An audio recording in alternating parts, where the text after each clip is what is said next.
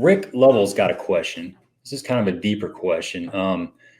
He says, Mark earned my respect when I watched how he supported his late wife through her battle with cancer. Ask him to talk about his mental approach to dealing with adversity, both personally and on the water. Well, I appreciate that. Thank you for noticing that. When I said till death do us part, that's what I meant. I didn't get married till I was 38 years old. Donna was a schoolmate of mine in high school, grade school and high school, and we were friends.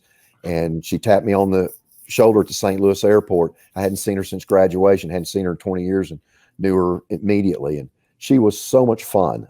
She was a wild child. She was crazy. She was funny. She'd make you laugh. She'd give you a hard time. And I had to be there for her.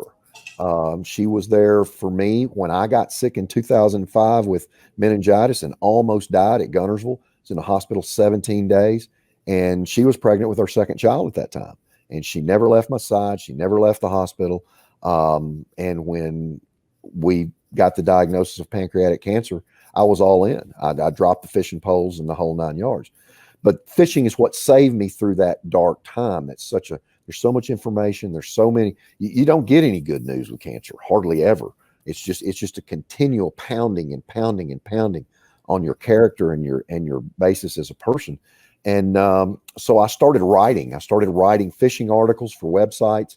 And I would work about 2 hours a day when she would rest. I was taking care of the kids, getting them to school, taking care of dinners. And during the day, I could go and write an article about a Strike King Series 3 crankbait. And that little bit of time where I could get away from cancer is what allowed me to get through it. I did tremendous research. I read 85 clinical trials trying to find a way to save my wife. Ultimately, I wasn't able to do that.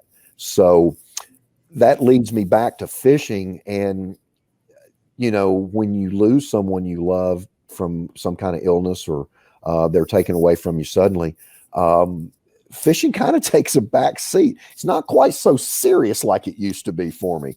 And I guess I was to the point that I was so involved. This is all I could see. I just had tunnel vision and I couldn't see all the great things around me.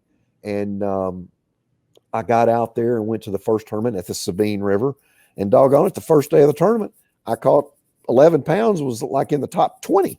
I'm like, well, heck, this wasn't that hard. It's just fishing. And since then, it's been a lot, there we go. It's been a lot easier to go and to just fish, just go fish. It's just fishing. You're not curing cancer. You're not trying to stop a war or whatever, worldwide. It's not fighting a virus. It's just fishing. And it's supposed to be fun, guys. Though it's my vocation, it's what I've done for 30 years. It's hard work, and it's very serious. It's the way I make my living, but it became fun again. And dude, if y'all had time to get in a boat with me, you would see how some of the stupid stuff I do. I trip on stuff. I break stuff. I run the boat up on the rocks. I knock the trolling the transducer off the trolling motor. I do the same stuff you guys do. I promise you I do. I've torn up more good equipment than you can imagine. People watching our videos. We got some bloopers in our stuff too. It's supposed to be fun. And while losing Donna was the most horrifying thing, watching her evaporate was far worse than not catching a bass. And so that's what got me through. And after she passed, I realized my kids were only 8 and 9. They're 15 and 16 now. And after about 4 months later, I realized that I had climbed on the back of those 2 kids, and those kids were carrying me. And that was a very sobering day. I'll never forget that my children were taking care of me when I was supposed to be the one taking care of them. And that got the U-turn. I got my feet running back on the ground and came back to life that very day. It's interesting to note that my fiance lost her husband 7 days prior to me losing Donna.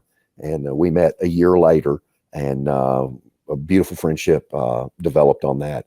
And now we're going to have a lifetime together. So you deal with adversity, you find out what character is in you, and you do what you can for the other person. And that's what you're here to do.